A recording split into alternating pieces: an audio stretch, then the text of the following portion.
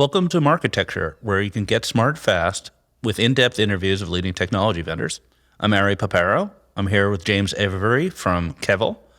Sorry, I butchered your name a little bit there. James, welcome to Marketecture. No worries. Thanks for having me. So let's start with the basics. Like, what is Kevel?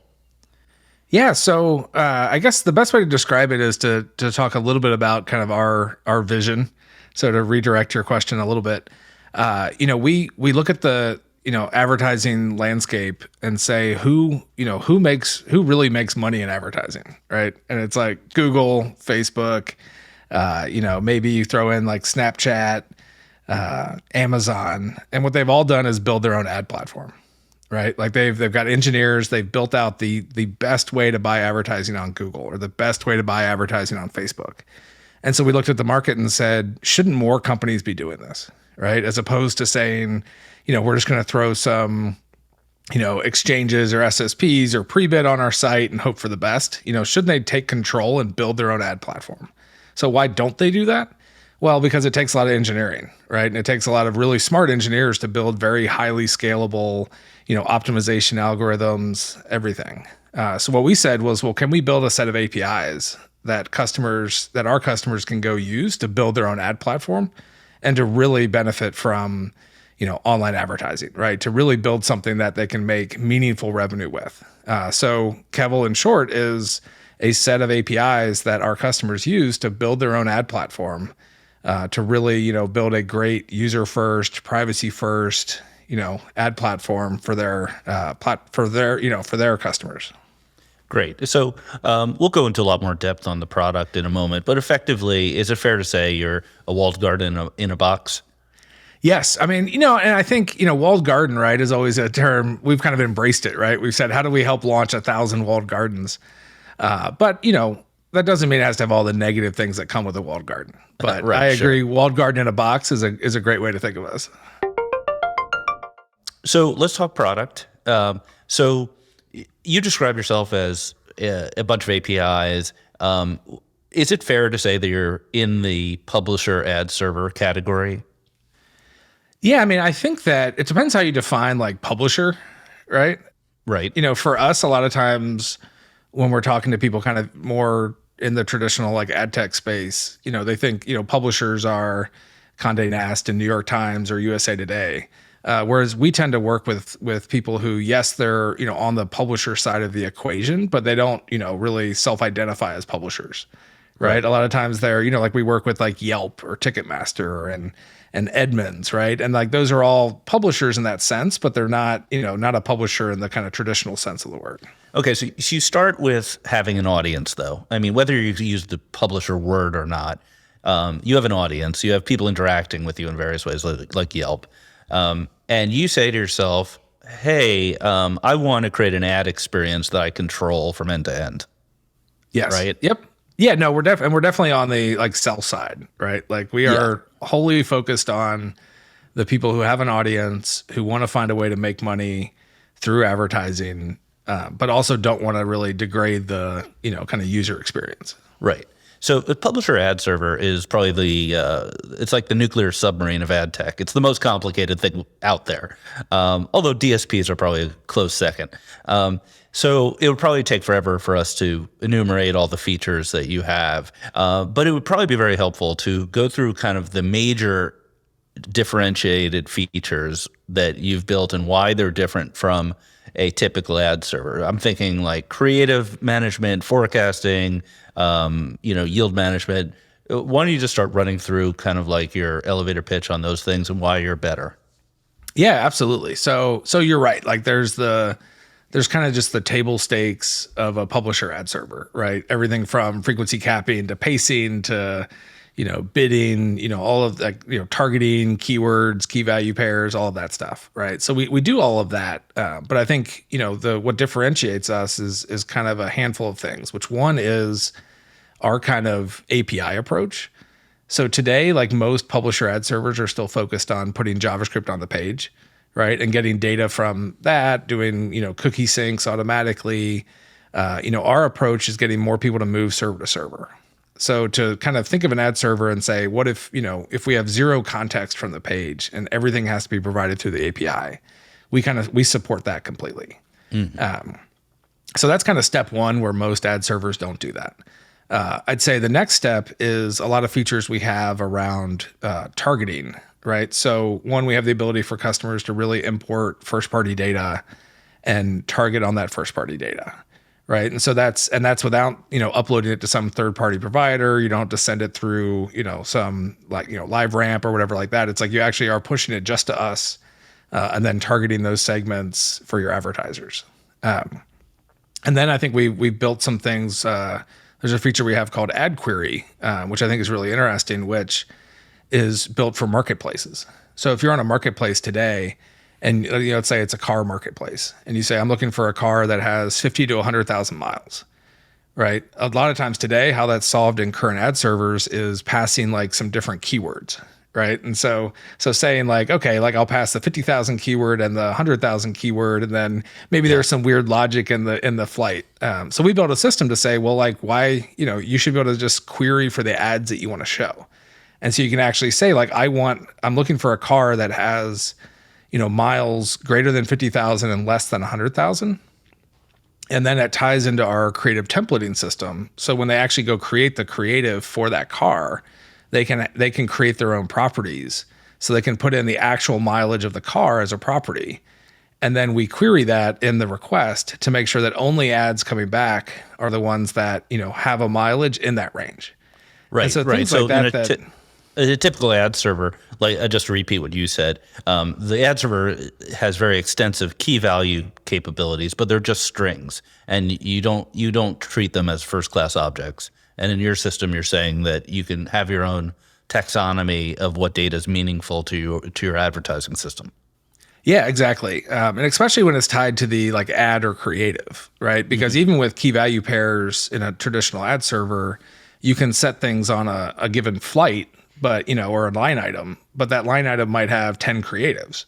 Right. And so then it might be, a dealership that wants to post 50 cars and say, I'm willing to spend $100 a day promoting these 50 cars. And so you actually need to have that data down at the actual creative level.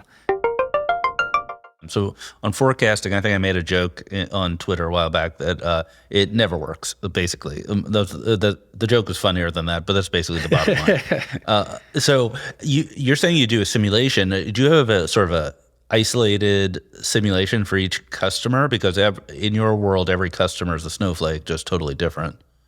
Yeah, so I'll tell you, so for a long time, we've had forecasting that probably be accurate to be included in your Twitter joke. And that it kind of works but doesn't fully work. But we've been working for about the last 9 months on a new forecasting system that does that simulation and basically does a sampling of that publisher's traffic, does a simulation of pushing that out into the future, and then we can basically you're almost like running reporting on the future, right? And what we had to do was kind of rebuild, a lot of the logic of the ad serving engine in the forecasting engine, right? To support being able to like really forecast it. So I think we are close to, solving that problem. But it's definitely on a per customer basis, right? Like we have to take each customer and forecast them out. One of the big challenges in forecasting is very small advertisers. And it sounds like your system probably has a lot of very small advertisers. Is that an issue, or is there some way that you handle that?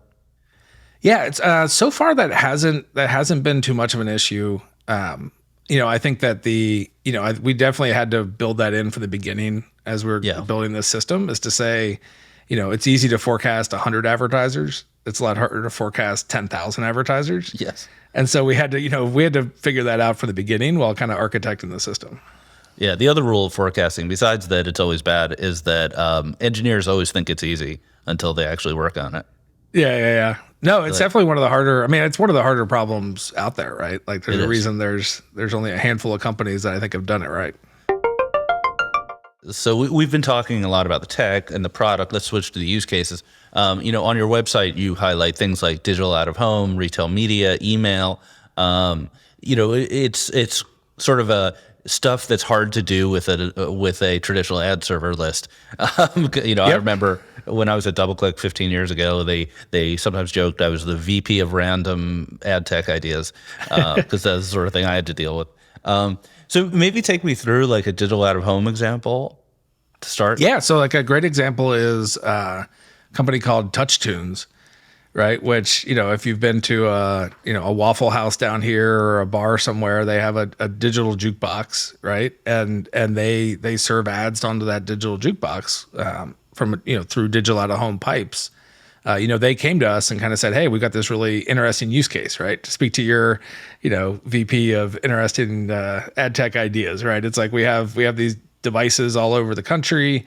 They phone home a certain amount of times a day, right? Like there's, all these kind of constraints. And with an API solution, they could just go and build that, right? Like that's one of the things I love about, having a set of APIs is that we don't go and build custom things for these customers. Like they can go and kind of innovate and build that on their own.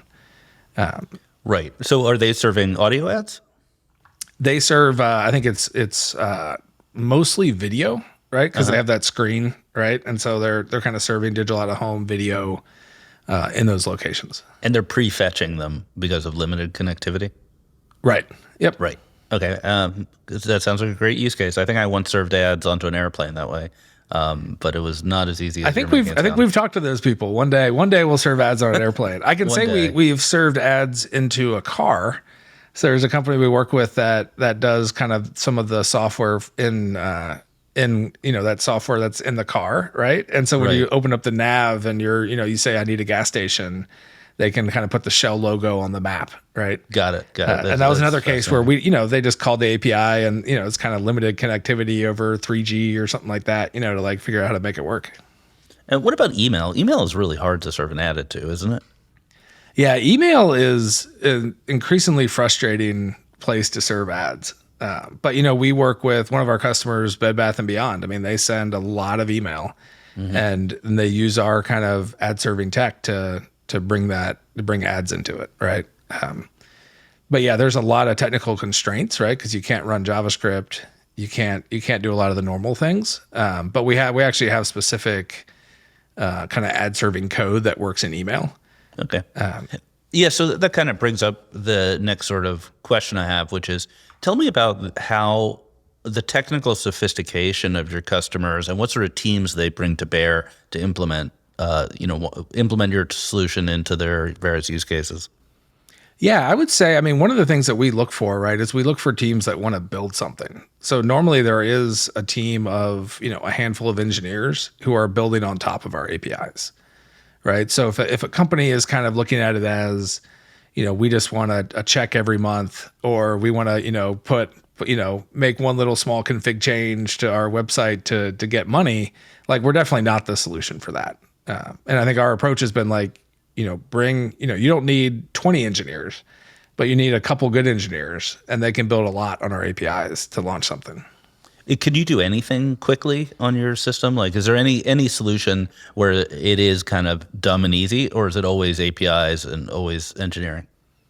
You can definitely use us in dumb and easy ways, but we find that when people are looking for that, like they're going to just end up on GAM, right? Totally. Like because they can just use GAM and get a check every month. Let's do a lightning round. So okay. I'm going to ask you a number of questions where we're looking for very brief answers. So first thing off the top of your head, and we'll see how it goes, right? All right. What's the one competitive advantage you have versus other solutions? I think we're user-focused. User-focused. I'm going to have to follow up, even though it's lightning round. What do you mean? What does that mean? Well, like that really, we think about what our customers want, but we also try to build the tools and the functionality that helps them focus on their users. The end users. Like through the end user, right? Like what's a good experience for you, the end user coming to this app and seeing an ad? Right. And that's very similar to the way the walled gardens at least talk about it. Google, right. they Larry and Sergey used to always say, like, ads are content, ads are information. Yep. Right. Yeah, and I think in most of ad tech, right, like the users are just kind of faceless RTB requests. Okay. Next question. Why won't the walled gardens like Google and Facebook crush you? I think because they do not want to go and build the tools for other people to compete with them. Makes sense. Where do you see your company in 5 years?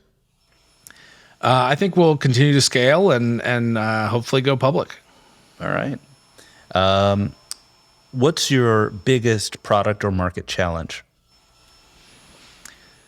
I think the biggest challenge would be really building something that works across all these different use cases of the ways people use us.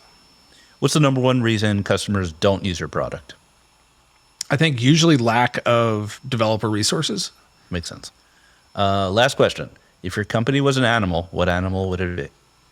What animal would it be? That's a good question.